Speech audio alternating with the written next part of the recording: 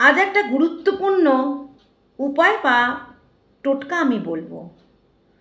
আপনাদের সাংসারিক জীবনের অনেক রকম সমস্যা, কারো বাড়িতে সমস্যা, কারো অফিসে সমস্যা, কারো ব্যবসায়ী জায়গায় সমস্যা, কারো স্কুলে সমস্যা, কর্মক্ষেত্রে সমস্যা, এই সমস্ত সমস্যা আপনাদের লেগেই রয়েছে। বিশেষ করে যাদের বাড়িতে বাস্তু সমস্যা থাকে এবং বাড়ির পরিবারের মধ্যে সবসময় একটা নেগেটিভ চিন্তা থাকে, তারা সবসময় মনে করেন তাদের কোনো কাজেই সফলতা আসবে না। তো এক্ষেত্রে আপনাদের একটা সুন্দর রেমেডি, টোটকা বা উপায় বলে দিচ্ছি।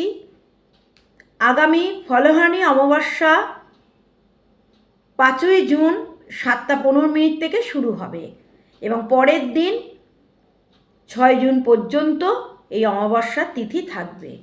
আপনারা কি করবেন, বুধবার দিনকে আপনারা বাজার থেকে 2টো ময়ূরের পালক নিয়ে আসবেন। 2টো ময়ূরের পালক বুধবারেই কিনবেন এবং অমাবস্যা তিথি লাগার সঙ্গে সঙ্গেই আপনারা এই ক্রিয়াটি করবেন। আপনাদের তাহলে বুধবার বিকেলের দিকে ময়ূরের পালকগুলো কিনে আনতে হবে। 2টো ময়ূরের পালক কিনবেন। ময়ূরের পালকটা বাড়িতে এনে আপনাদের মনস্কামনা জানিয়ে আপনাদের বাড়িতে যে সিংহাসন আছে, সিংহাসনের মাথার দুদিকে ময়ূরের 2টি পালক রেখে দিন।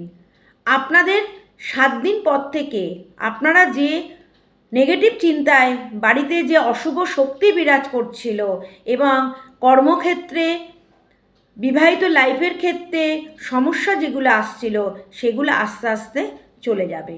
নমস্কার।